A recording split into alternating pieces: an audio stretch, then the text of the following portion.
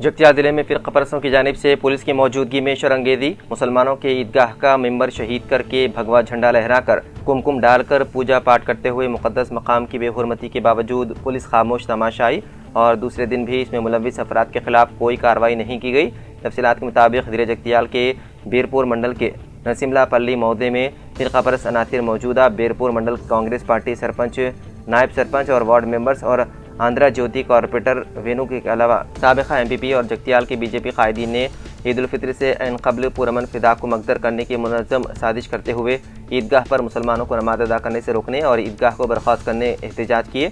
जबकि मुस्लिम समाज के शेख इमाम के नाम पर वाक़े 10 एकड़ से जायद नरसिम्हला पल्ली शिवार में सर्वे नंबर 124 में वाक़े पट्टा ज़राई अरादी है। मेन रोड बीटी रोड जाने के बाद रोड से मुंसलिक दूसरी सिमत 6 गुंटे अरादी को मरहूम शेख इमाम के 8 फर्जंदों के अफराद ख़ानदान ने ईदगाह के लिए वक्फ करते हुए गुज़िश्ता 6 साल से बाकायदा रमज़ान, ईद उल फित्र और ईद उल अज़हा की नमाज अदा कर रहे हैं। इस साल फ़िरक़ा परस्तों ने नमाज ईद को रोकने के लिए एहतजाज करने की इत्तला मिलने पर पुलिस, रूरल सर्कल इंस्पेक्टर और सारंगापुर और बीरपुर मंडल सब इंस्पेक्टर वहां पहुंचकर मुस्लिम तबके जो साफ सफाई और इंतजामात में मसरूफ़ थे, पुलिस ने मुस्लिम कायदीन और रेवेन्यू अफसरान तहसीलदार सुजाता और आरआई राहुल को पुलिस स्टेशन तलब करते हुए दरियाफ्त करते हुए 2 दिन में मसले की यकसोई करने का तयक़ुन दिए और वहाँ किसी को ना जाने और मुसलमानों को मस्जिद में ईद की नमाज अदा करने की ख्वाहिश की, मगर वहाँ से फ़िरक़ा परस्त अनासिर को हटाया नहीं गया और पुलिस की मौजूदगी में फ़िरक़ा परस्त अनासिर ने ईदगाह के मेंबर को शहीद करके वहाँ भगवा झंडा लहराकर कुमकुम डालकर पूजा पाठ शुरू कर दी। जबकि मुसलमानों ने हालात को मद्देनजर रखते हुए सब्र तहम्मुल का मुजाहिरा किया।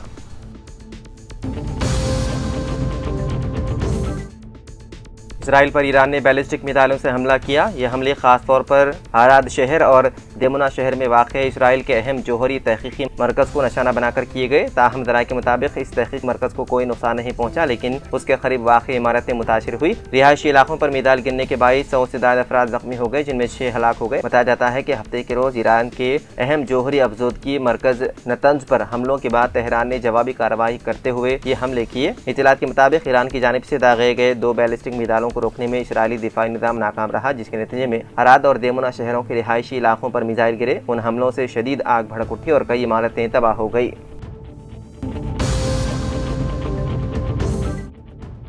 गोशा महल एमएलए राजा सिंह को जान से मारने की धमकियां, अमित शाह को खत लिखकर सिक्योरिटी फराहम करने की अपील। हैदराबाद से ताल्लुक रखने वाले बीजेपी के साबिक रहनुमा और गोशा महल के रुकन असम्बली टी राजा सिंह ने दावा किया है कि उन्हें मुसलसल जान से मारने की धमकियां मौसूल हो रही है। इस सिलसिले में उन्होंने मरकज़ी वज़ीर दाखिला अमित शाह को एक खत लिखकर अपनी और अपने खानदान की सिक्योरिटी बढ़ाने की अपील की। टी राजा सिंह के मुताबिक उन्हें काफ़ी अरसे से फ़ोन कॉल्स और खतूत के जरिए धमकियां दी जा रही हैं।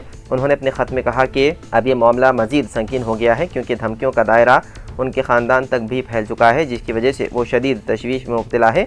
रुकन असम्बली ने अपने ख़त में यह भी जिक्र किया है कि उन्होंने इस मामले में मुतादिद मरतबा पुलिस से शिकायत की, लेकिन अब तक कोई मौसर कार्रवाई नहीं की गई। उनका कहना है कि बार बार शिकायत दर्ज कराने के बावजूद सूरत हाल जूं की तूं है, जिससे उनकी सलामती के हवाले से खदशात में इजाफा हो गया है। टी राजा सिंह ने मरकज़ी वज़ीर दाखिला से अपील की है कि वो फौरी तौर पर इस मसले का नोटिस लें और उन्हें और उनके अहल खाना को मुनासिब सिक्योरिटी फराहम की जाए।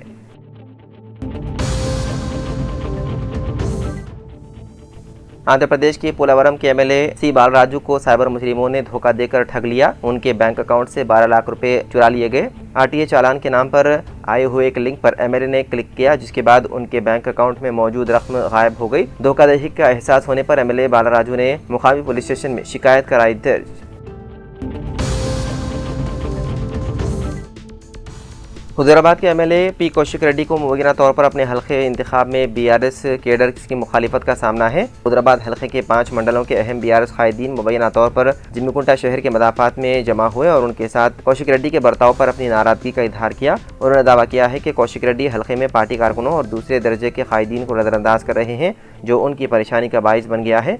कौशिक रेड्डी इससे पहले कांग्रेस के साथ हुज़ैराबाद साल 2021 के ज़मीनी इंतखाब के दौरान बीआरएस पार्टी में शामिल हुए थे। बीआरएस ने जी श्रीनिवास यादव को मैदान में उतारने के बाद उनकी मुकाबला करने की कोशिशें नाकाम हो गई। ईटेला राजेंद्र के बीजेपी में शामिल होने के बाद ज़मीनी इंतखाबात की ज़रूरत पड़ी। तेलंगाना साल 2023 के असम्बली इंतखाबात में कौशिक रेड्डी को इटिला के खिलाफ खड़ा किया गया और 16,873 वोटों के फर्क से कामयाबी हासिल की। ताहम बीआरएस ने साल 2023 के असम्बली इंतखाबात में बीजेपी के उम्मीदवार इटिला राजेंद्र के खिलाफ कौशिक रेड्डी को मौजू उम्मीदवार के तौर पर मुंतखब किया। कौशिक रेड्डी ने इटिला को 16,873 वोटों के फर्क से शिकस्त दी।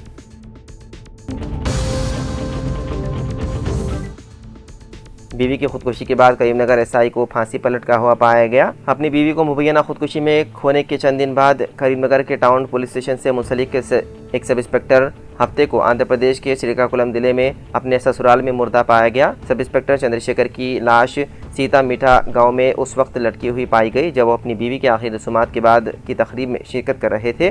कुछ दिन पहले उसकी 32 साला बीवी दिव्या हनुमान नगर में उनकी रिहाइशगाह पर गनेरो यानी कि एक जहरीला फूल खाने से फौत हो गई थी। उसे करीमनगर के एक खानगी अस्पताल में बाद में हैदराबाद मुंतकिल किया गया जहां उसकी मौत हो गई।